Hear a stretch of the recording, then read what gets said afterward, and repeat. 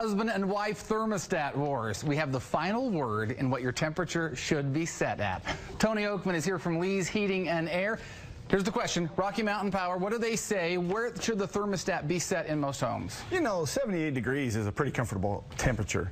But one of the issues that we often hear is, well, what is the set temperature? But then when we leave for the day and then come back home, what should we leave it during the day when we're not here?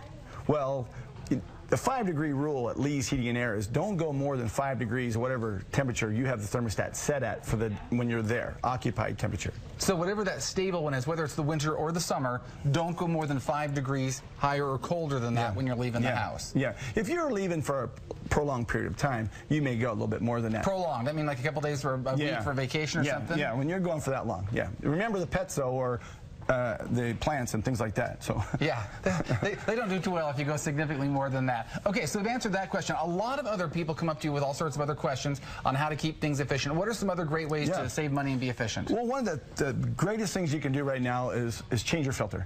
Change your filter. Your viewers out there, just change your filter.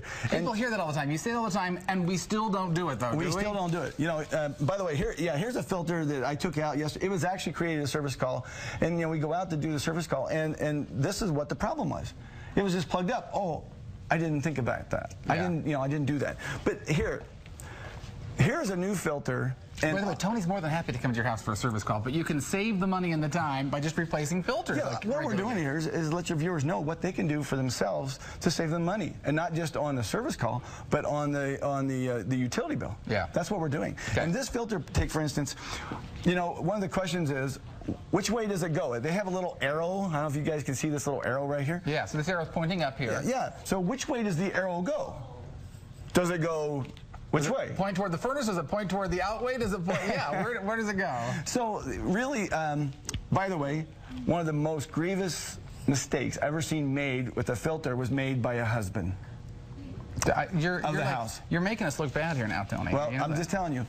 I saw actually when I was on a service call where the plastic wrap that was on the filter was still on the filter and it was put in place.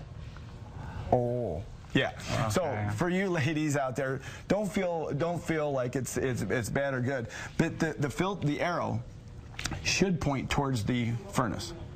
Are you serious? Yeah, the arrow points towards the furnace. So, you know, if this were the furnace right here, the filter would go in and point towards the furnace.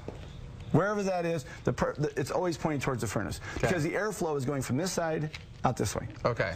And more entail that's why the metal's there, is to keep the media from actually pulling in. Okay.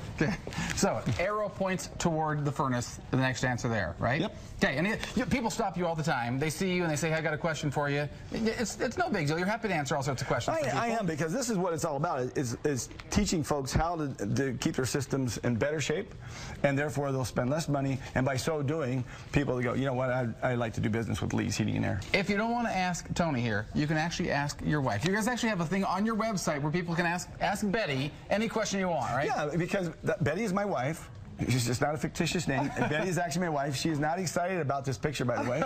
She is in there. But I mean, ask Betty, and you can ask all kinds of questions. Which way does the filter go? What should I do with my air conditioner?